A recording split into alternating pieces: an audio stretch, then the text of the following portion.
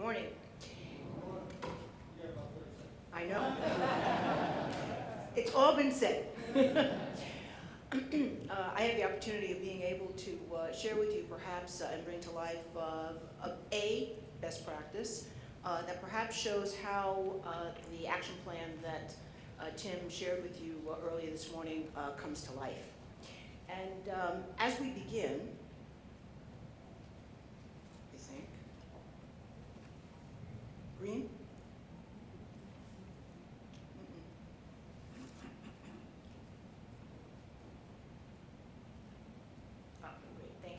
As we begin, just want to provide you with an outline of what we at PNC use as a best practice as we're creating any initiative that we want to be able to focus on.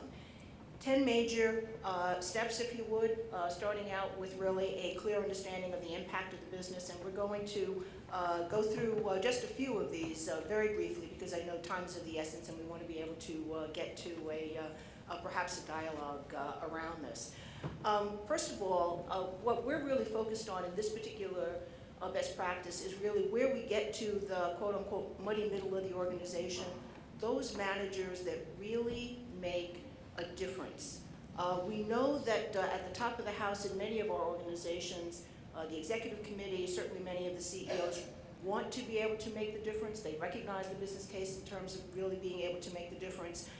As a result of a lot of the work that Vibrant Pittsburgh has done and other organizations in terms of focusing on employee business resource groups, et cetera, we've got the grassroots very active. So we have what we call a gap in the middle of the organization.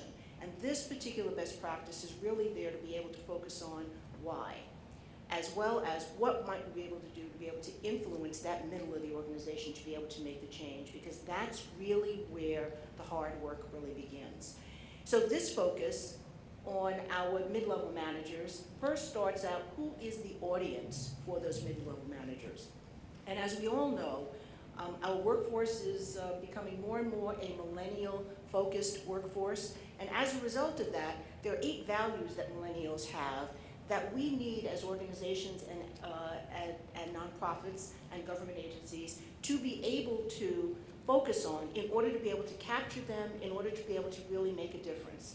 And much of these, or many of these millennial values, dovetail with diversity, equity, and inclusion. So if we're looking at collaboration, for example, we might use that as a synonym for inclusion. Certainly diversity is by nature for millennials something that is really very focused on. However, we also have to realize that they bring a certain degree of skepticism. They want to be able to understand why we're doing things a particular way and not just being able to take advice for the result of it. And so when we look at what we try to have as a focus, we want to make sure that whatever we're suggesting is going to align with corporate values. At PNC, we recently enhanced our one of our corporate values from diversity to diversity and inclusion because of the fact that we realize that that is really an important component that our workforce is really focused on. So when we think about authentic communication, it has to come from the top of the house. And as a result of that, there was a study done by Harvard which said that 70% of initiatives fail because the executives are hesitant to be able to clearly articulate the challenges that are happening to an organization. And as a result of that, they create skepticism within the organization and do not necessarily get buy-in. And one of the things that we started out when we initiated this best practice was that Bill Demchek very clearly articulated what his vision was for a manager. He wanted to be able to make sure that his managers not only deliver business results, but also are capable of being able to deliver diverse and talented teams and to be able to hold them accountable for them. And in authentic dialogue, shared with us his own personal experiences, professional development experiences, where he worked with diverse teams and was able to actually see what their results were. And it was that type of authentic dialogue that he has with our organization that helps us to be able to carry out this particular best practice. So we created, because we felt that it was really very important for us to be able to clearly articulate what is expected We're expecting our managers to be able to demonstrate these key standards, to be able to create and include intentionally their entire teams, to be able to live the values of the organization, to be able to enable change, to achieve results, but also to develop the best in every employee, which essentially means that those managers have to be able to find a way to be able to connect with each of those particular employees. It means they have to be able to expose themselves to the fact that they may not necessarily have the best answer, but that collectively as a team, we'd be able to provide that. And it also demonstrates to millennials and all of our employees that we're willing to listen to them, to be able to hear their suggestions, because very often those suggestions are really what is going to be able to help us drive changes within the organization. So we also recognize that everybody and every employee, or each of our organizations, is at a different stage within the journey. Some of our organizations are still in denial and defense, not many, but some. Some are realizing that this is a prioritization for the region. Others are accepting the challenge and the responsibility of doing it. Others are making adaptations, and others are actually where they are integrated this into the culture, the DNA, if you would, of the organization. We proverbially call this crawling, walking, power walking, jogging, or running. The idea is that we get to the place where each of our organizations is actually at the integration stage, where this becomes part of the DNA of how we work as a region and how we work as individuals within that region. So meeting people or employees where they are means that you have to have a multi-pronged strategic plan. It means that you have to be able to communicate in a number of different ways. It means that you have to communicate repeatedly so that we can reach individuals where they currently are in terms of the mode of communication that they want to be able to have, but also in terms of how frequently we need to be able to have that communication.